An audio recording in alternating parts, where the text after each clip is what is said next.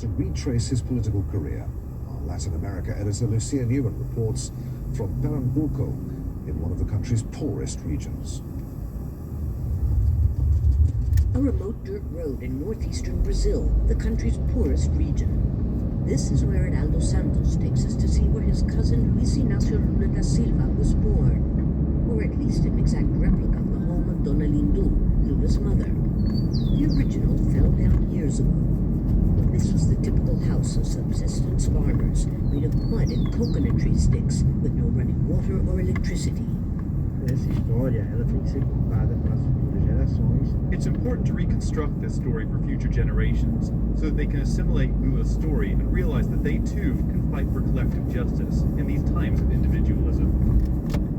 This was the bedroom where the family of 10 slept, and this suitcase was used as a closet until Lula's mother, who was illiterate, decided to take all of her children to Sao Paulo, never dreaming who her youngest sons would eventually become.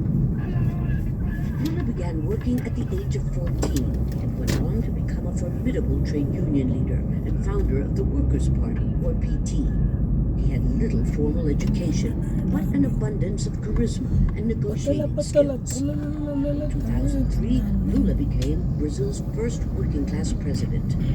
He introduced sweeping social reforms to combat poverty and lift the station of working-class Brazilians, from providing education to fresh water access for people like Paulo Gomes. I began to love Lula long ago like a father, a hero, because honestly, he embraces the cause of the poor. Massive housing projects also helped lift 33 million people from poverty during his 2 terms, which coincided with a boom in prices for Brazilian commodities. Brazil's economy soared. Yet all was not well. Nagging charges of corruption had long surrounded him and his political party.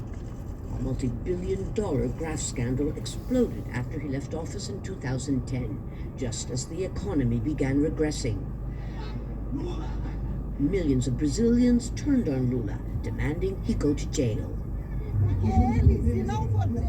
If Lula is not in prison, he will return to power and keep stealing. He's the ringleader of them all. He was convicted and imprisoned on charges of money laundering and corruption, which he denied, but was released 18 months later when the Supreme Court ruled that all of Lula's convictions be annulled because of suspect procedural practices.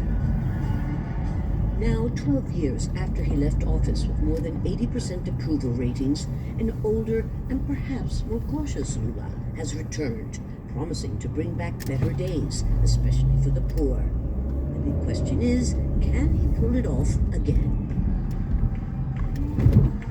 Lucia Newman, Al Jazeera, Caetés, Pernambuco, Brazil. Guilherme Casarões is a professor of political science at the FGV University. He joins us now live from Sao Paulo. Good to have you with us, Professor. Let's for a moment suppose that Lula wins either in the first or the second round. What happens if Jair Bolsonaro refuses to accept the result? Well, thank you for having me. First of all, if Jair Bolsonaro loses the election, which is the most likely hypothesis so far, he's probably going to take maybe thousands or hundreds of thousands of his supporters to the streets. So he's not really willing to accept the election result. He's very